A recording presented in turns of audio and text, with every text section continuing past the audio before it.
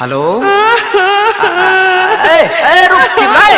चुप की बोलो हेलो हेलो हेलो बोल की बोले छी? अरे बोल ना की बोलो हम नहीं रहबा तोरा घर में। आय तोरा बनी से की तोरा की बोलो तो का दिक्कत की तोर भाई बाप मैं रोज घिसेट कराई छो। भाई बहन हमर भाई बाप तोरा से तू कुछ नहीं ओकरा बोले छी। तो कोढ़िया भड़वा हमरा पर ध्यान नहीं दई छी रे। ए जो है अरे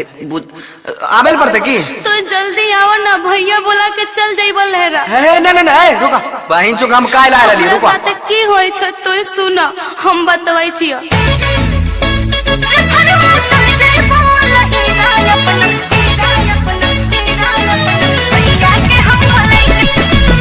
म्यूजिक बाय शिव मनमोहन।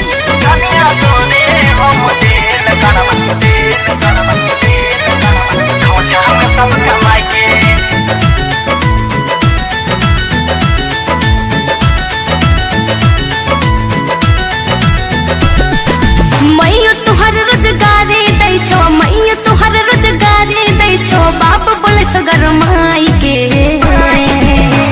हो सैया चल जइबो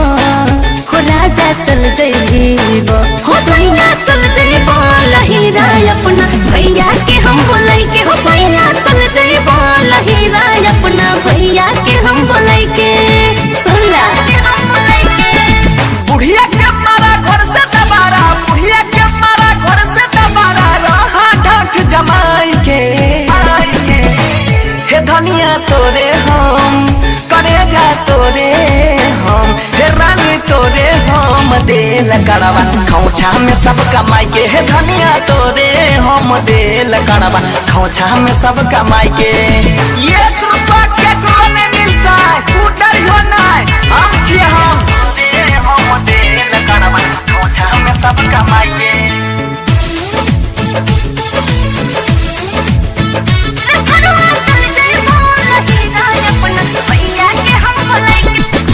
उल्हन दै छ बड़की गोतनिया दिल का न कुछो बाप हो ओकरो लगे छ दिन खराब भ गेल की अलगे होई के खाना बनैब कह दिलिया साफ साफ हो किए ना करे सो तनी भावर साथ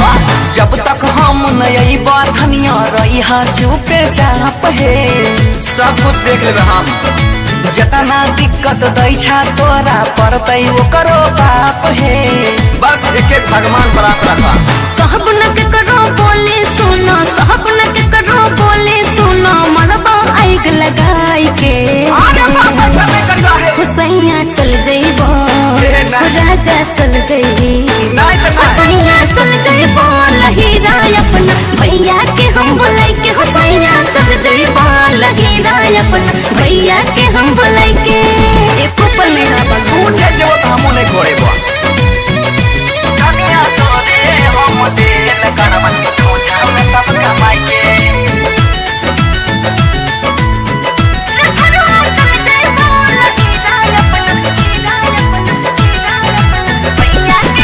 कहलो खून लाठी लेके हुले रह छोटका हो बेटी चोट के दिन खराब से लगता है वो भैंसुर होई के गारी पट पट दिल का खूब मोटका हो वो पति तो बस तोरा के जामुई लगबे ले चिंता ने करी हा सोचने छियै इहे महीना में अइबै हे आब हमरा सहल ले जेतवा फरिया बर्तन खेत जमीन सब घर द्वार फरी अइबै हे कुछो ने कहै छै त ओकर मन बढ़ै छै कहै छ पर भासु न हो बंसी फैसला करतै मनीष महिया लनी हो पंच बुलाई के मुखियो सब ओकरे छियै रे कोढ़िया चल जइबो रे मुंसा चल जइबो दिमाग खराब है रे भरवा चल जइबो लहीरा अपना भैया के हम बोलै